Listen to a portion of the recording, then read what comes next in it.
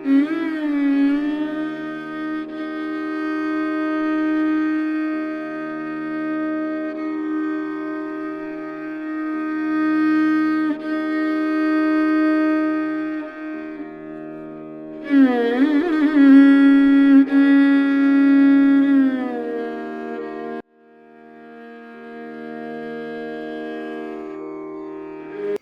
அன்னை ஸ்ரீ மாதாஜி நிர்மலா தேவி 11/9/1978 நாளன்று பேசிய பிரம்மா பிரின்சிபல், பிரம்ம தத்துவம், பிரம்ம கோட்பாடு பற்றிய உரையின் ஒரு பகுதி.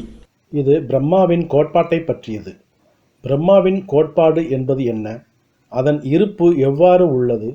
அது எப்படி பிறக்கிறது? அது எவ்வாறு வெளிப்படுத்தப்படுகிறது? எப்படி அது பிணைப்புடனும் பிணைப்பற்றும் உள்ளது?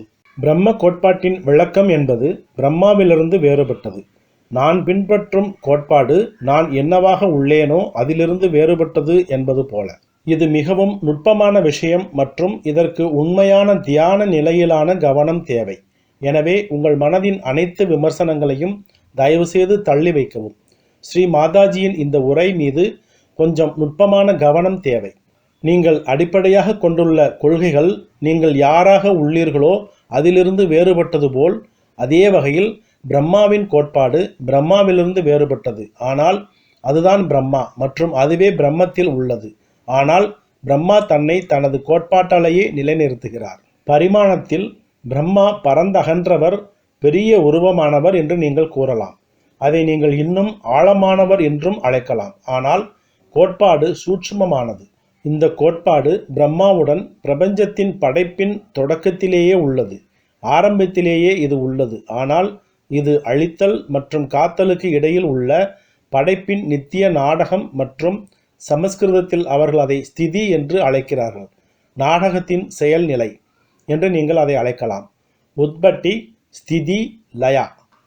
இந்த 3 நிலைகளிலும் பிரம்மா கோட்பாடு அதன் வடிவங்களை அது கொண்டிருக்கும் பாத்திரத்திற்கு ஏற்ப மாற்றிக்கொள்கிறது. இங்கே ஒளி தெரிகிறது.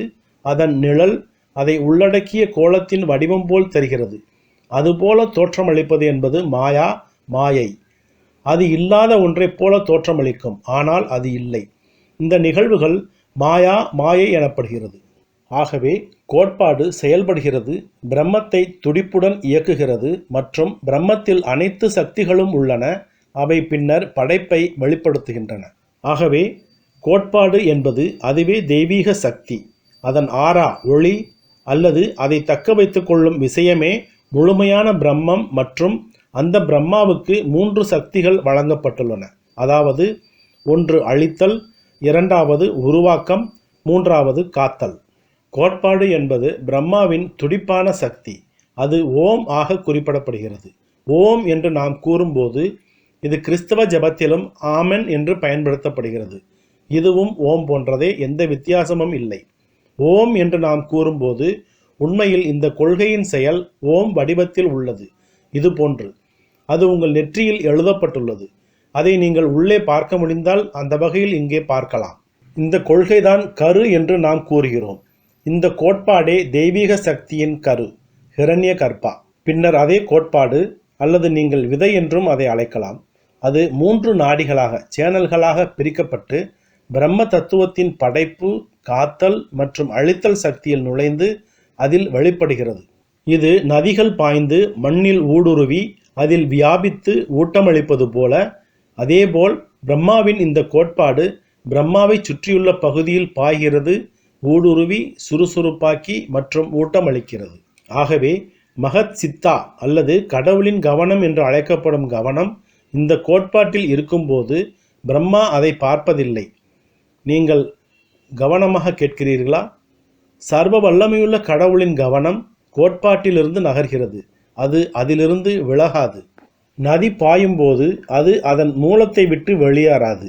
அது பிரம்மத்திற்குள் ஊடுருவி செல்லும்போது அது உருவாக்க தொடங்குகிறது. இந்த கோலத்திற்குள் உள்ள ஒளி அல்லது மின்சாரம் பிணைப்பற்று இருப்பது போல் இந்த கோட்பாடு பிணைப்பற்றது. ஆனால் அது ஊடுருவுகிறது. அது அதன் வழியாக ஊடுருவக்கூடும். அது இந்த அறைக்குள் ஊடுருவக்கூடும். ஆனாலும் அது பிணைப்பற்று உள்ளது. பிரம்மாவுக்கு சரியான உதாரணம் கூற முடியாது. ஏனென்றால் இது ஒரு முழுமையான பொருள். மற்றும் ஒரு முழுமையானதை ஒப்பிட முடியாது. அது அதுலா என்று அழைக்கப்படுகிறது. அதை எதனுடனும் ஒப்பிட முடியாது. இப்போது மக்களுக்கு கடவுள் என்றால் என்ன என்ற கேள்வி வருகிறது. கடவுள் எங்கே? அவர் என்னவாக இருக்கிறார்? அவருக்கு பிரம்மாவுக்கும் பிரம்மா என்ற கோட்பாட்டுக்குமான என்ன தொடர்பு உள்ளது? கடவுள்தான் கோட்பாடு, அவர்தான் கவனம், அவர்தான் மகிழ்ச்சி மற்றும் அவர்தான் உண்மை. மற்றும் அவரை சுற்றியுள்ள பிரம்மாவே அவருடைய சக்தி. அது ஊடுருவுகிறது, அறிவொளி பெறுகிறது. அதே பிரம்மா தன்னை ஆக்கல், காத்தல் மற்றும் இருப்பு அல்லது அழிக்கும் சக்திகளாக மாற்றிக்கொள்ளும் திறனை பெற்றுள்ளார். ஒரு சின்னஞ்சிறிய விதை ஒரு மரமாக எவ்வாறு வெளிப்படுகிறது என்பதை நாம் காண்கிறோம். தளிர்கள் எங்கிருந்து வெளிவருகின்றன? வேர் எங்கிருந்து வருகிறது? பூக்களை உருவாக்குவது எது? அதற்கு எது மனம் கொடுக்கிறது என்பதை நாம் ஒருபோதும் நினைத்து பார்த்ததில்லை. விதைகளுக்கு எந்த மனமும் இருக்காது. ஆனால் நிச்சயமாக ஒரு வழிமுறை உள்ளது. அது மிகவும் நுண்ணியமாக விதைக்குள் வைக்கப்பட்டுள்ளது. மேலும் விதை என்பது எந்த இயக்கமும் வெளிப்பாடும் படைப்பும் இல்லாத வடிவமாகும். அதே வகையில் பிரம்மா விதை வடிவத்தில் இருக்கிறார்.